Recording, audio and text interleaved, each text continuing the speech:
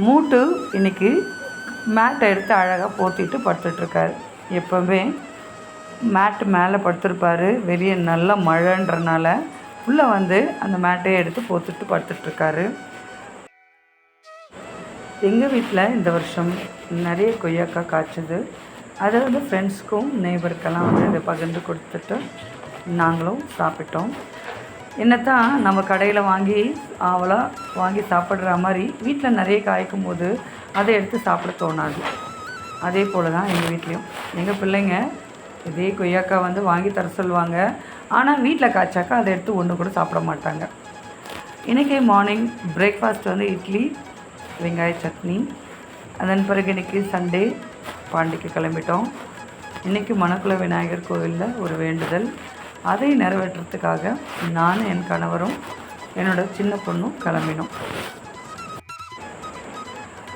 எப்போவுமே நம்ம உள்ளூரில் கோவில்கள், சிறப்பான கோவில்கள் எந்த ஒரு கோவிலாக இருந்தாலும் நம்ம வந்து ஆடிக்கு ஒரு தடவை, அமாவாசைக்கு ஒரு தடவை, அதாவது வருஷத்துக்கு ஒரு தடவை போய் பார்க்குறதே பெரிய விஷயம்.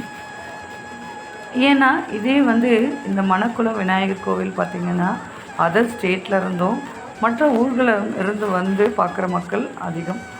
நாம் இது நம்ம ஊரில் தானே இருக்குது, போய் பார்த்துக்கலாம் அப்படின்னு நினச்சிட்ருப்போம். ஆனால் இதை நம்ம அடிக்கடி போய் பார்க்க முடியாத ஒரு சூழலும் உண்டு. கோவில் விட்டு வெளியே வந்தப்போ ஒரு மரத்தில் குட்டி குட்டியாக மல்லிகைப்பூ மாதிரி மரம் முழுவதும் ரொம்ப அழகாக இருந்தது, ரொம்ப வாசமாகவும் இருந்தது.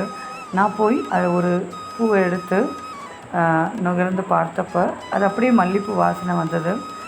நாங்கள் இந்த மயில் இறகோட விசிறி வந்து வாங்கணும்னு ரொம்ப நாள் ஆசைப்பட்டேன். அதை இன்றைக்கி தான் வாங்கினேன். இந்த மயில் இறகு எவ்வளோ ரூபா இருக்குன்னு சொல்லுங்கள். நெக்ஸ்ட்டு பாண்லேயில் வந்து கோன் ஐஸ்கிரீம் எனக்கு ரொம்ப பிடிக்கும், அதுவும் வாங்கி சாப்பிட்டு வந்தோம்.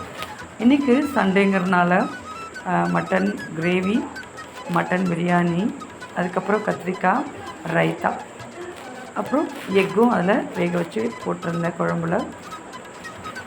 இன்றைக்கி உங்கள் வீட்டில் என்ன சாப்பாடுன்னு கமெண்ட் பண்ணுங்கள்.